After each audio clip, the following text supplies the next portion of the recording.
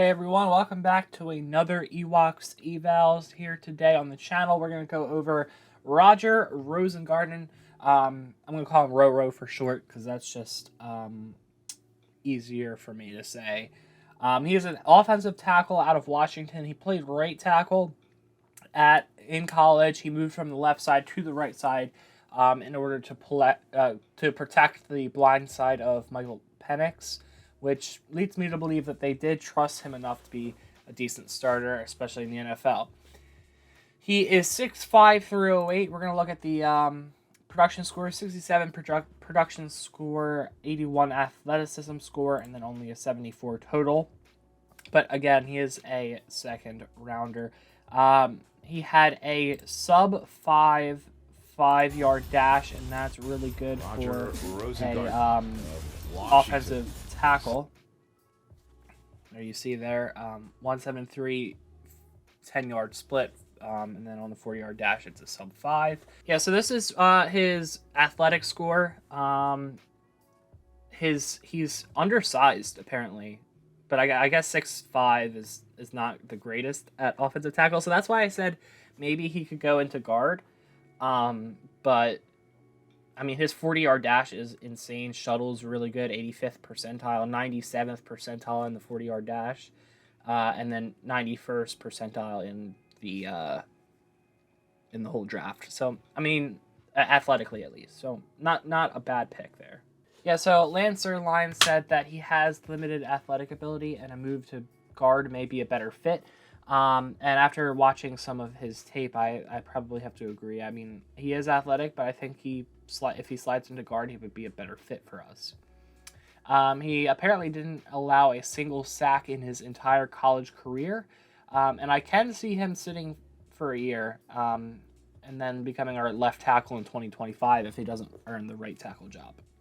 So let's get into the reps and see how well Roger Rosengarten plays.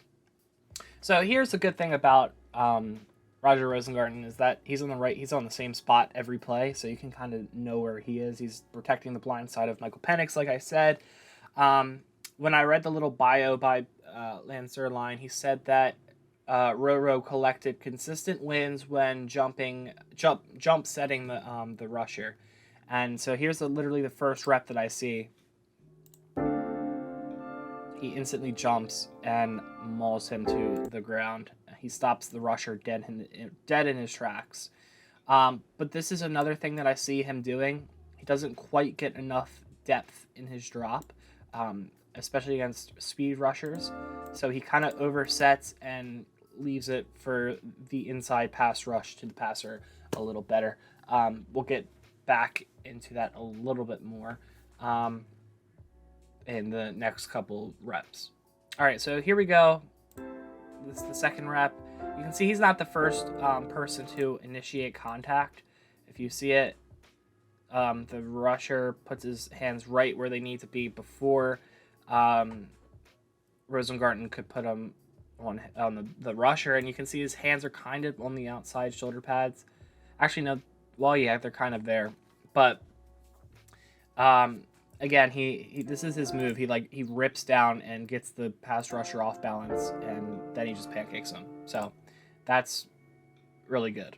Yeah, so this one was kind of a better jump set. He didn't over exaggerate, but he also didn't get depth in his drop, which led the inside rusher to take the inside lane there, but he puts a stop to that real quick. Here's another jump set. Oh, oof. He was all over that. The rusher had no idea what was happening. He's so confused. He's freaking out. That was a great rep there. All right, here, I think this is a run play. Yeah, you can see him just absolutely mauling that guy in the run game, and I think he's going to fit in our run scheme very well with Derrick Henry. All right, here is another rep where he doesn't quite put the hands in the right spot, but it doesn't really matter because he's just a big body. You can see you want to place the hands right inside on the chest pad, so you want to place them here and here. But he has them a little higher than usual and by the arm, which is not. I don't know. I mean, a great coaching can kind of deal with that. if it keeps continuing.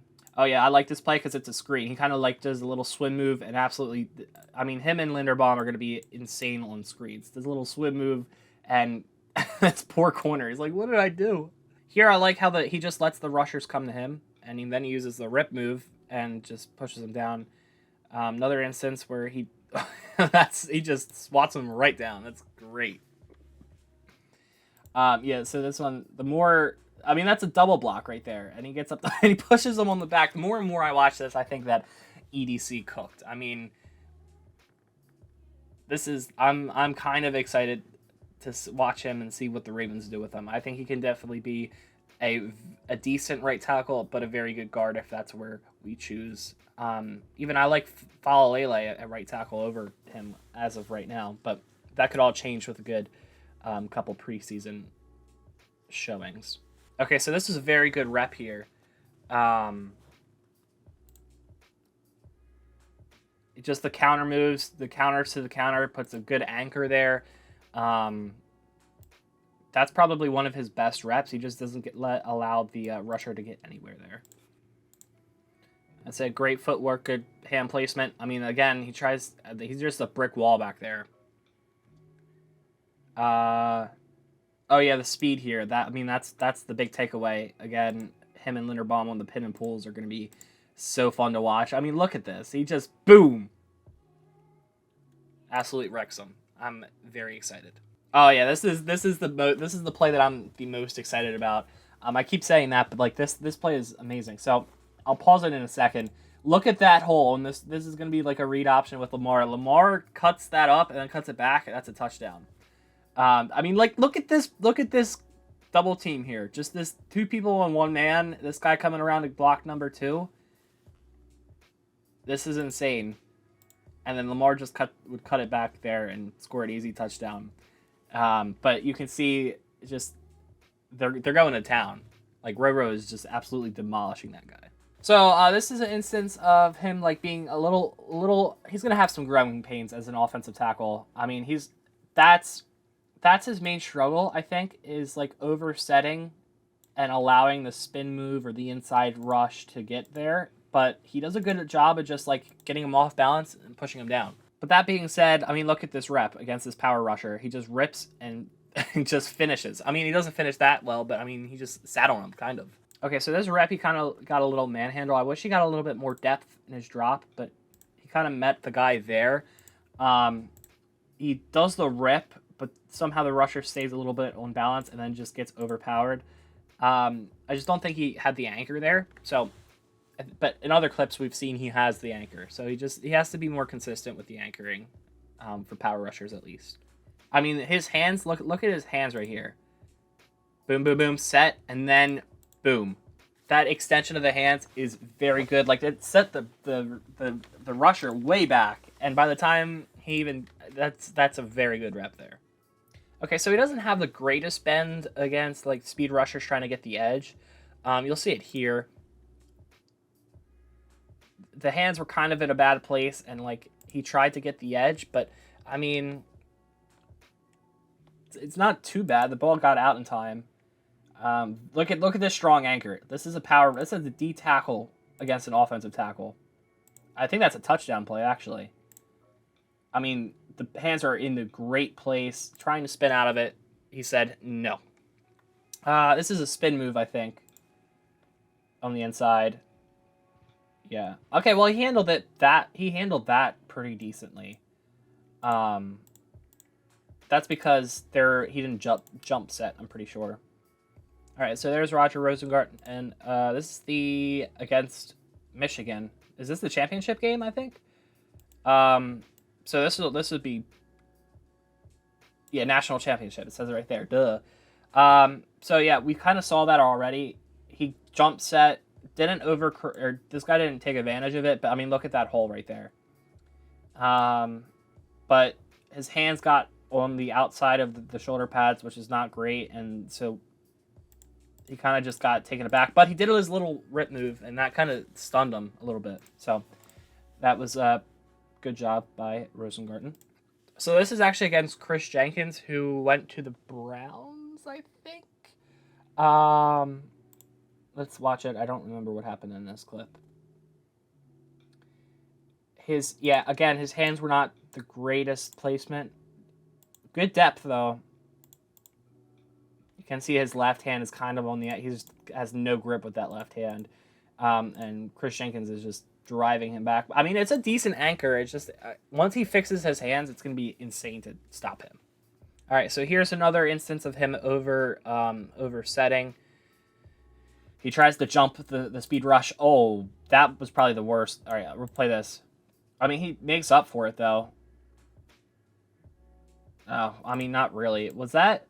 Yeah, okay, so tries to jump the rush on the edge, but instantly gets an inside move, so his feet are in the wrong place, but he does adjust somewhat decently. Doesn't have a great angle. Okay, so he tries to anchor there. I can't see what's really happening, but I think he's like ripping his arms there. But yeah, not a great rep, but I mean, he still kind of did decently. He's right here. Good anchor on this play, though, I believe. Yeah, okay, yeah. So that's he got his hands in the right place. Like, you could see they're inside of the other guy's hands. They're right underneath. He has perfect leverage and just stops that bull rush. So he's capable of making the plays. He's capable of placing his hands. It's a little inconsistent. All right, and then the final couple reps here are from the Senior Bowl. So let's watch the first clip here. Okay, so yeah, you can see him jump set to the edge, and he chooses to go the inside. I also think might be a little holding, but I don't know. Yeah, that hold right there. But then again, his jump setting problem. It's gonna work sometimes. It's not gonna work some other times. So I wonder what the Ravens do to change that. Here's the second clip. Shows his strength and his move. Look at his... Okay, yeah. Gets him off balance. That was a very good rep there. And then this final rep here, probably not great. Not the greatest, but... Yeah, see, you can see how he doesn't have the greatest bend. I don't know who that is, but he has, like, insane bend. He stays upright. Yeah, you can see that he doesn't have great bend, but... Yeah, Roger Rosengarten, everyone. All right, Adisa Isaac, edge out of Penn State. We took him in the third round. He's 6'4", 247. Let's look at his RAS score. Yeah, okay, so he's in the 89th percentile. He had a good 3-cone, 92nd percentile, good broad. Again, he's a little undersized, but I don't think that matters if you have great burst, which I think he does. Okay, so what I'm hearing about Adisa Isaac is, and then watching with some tape, is he could develop some counter moves. Like, I feel like once he tries the edge, he kind of gets stalled more times than not. He does have ideal length. He's really easy to root for. He has a good story if you want to look that up later. Quick hands, and then apparently he has a non-stop motor, and like Nate Wiggins, that's kind of who we're drafting here. He kind of reminds me of Odafe Owe, minus like the setting the edge ability in the run game. So it could be a mix of Owe and Ojabo in that aspect. He was a Red Star prospect from one of the Ravens scouts, which means that he was one of the best players, one of the best edges in the class, according to him. All right, so the first rep, he's on the edge right here. You can see great burst off the edge. He uses his arms to pierce the defender and then gets the strip sack. We're going to go back into this. This is Ohio State and CJ Stroud, I believe. So, yeah, instant get off. You're going to see the hands go up right there, like piercing him off, piercing him, his chest, driving him back. But that's what he's known for. He has the length. He has the strength. I mean, he's just driving him back. And then he gets those long arms up and strip sack of the quarterback. Yeah, so for my final thoughts on Roger Rosengarten, I think he is going to be a very good player. If we decide to play him at right tackle, he's going to have to get fix some of his jump set issues, and just place his hands in the right position sometimes. But after that, he's very quick, very agile. I think he'll be fine. He's going to have some growing pains with the inside rushes and the power rushes, but he has the skills to stop them. We saw him today. I think that if he's our day one right tackle, that's fine. He's great value in the end of the second round. Speaking of great value, Adisa Isaac, third round pick. He has the potential to be something, you know. Very fast off the edge, has very good length in his arms, has some strength to him too. I mean, we saw it today. And I do think the stunts are going to be fun. And our edge room with we have Owe, Ojabo coming off an injury, Kyle Van Noy, and then Adisa Isaac, and then Malik Ham too. That's a pretty good edge group. I'm pretty excited. So that's going to be the end of this episode. We're going to go ahead into our fourth round picks, Tez Walker and TJ Tampa, on the next episode.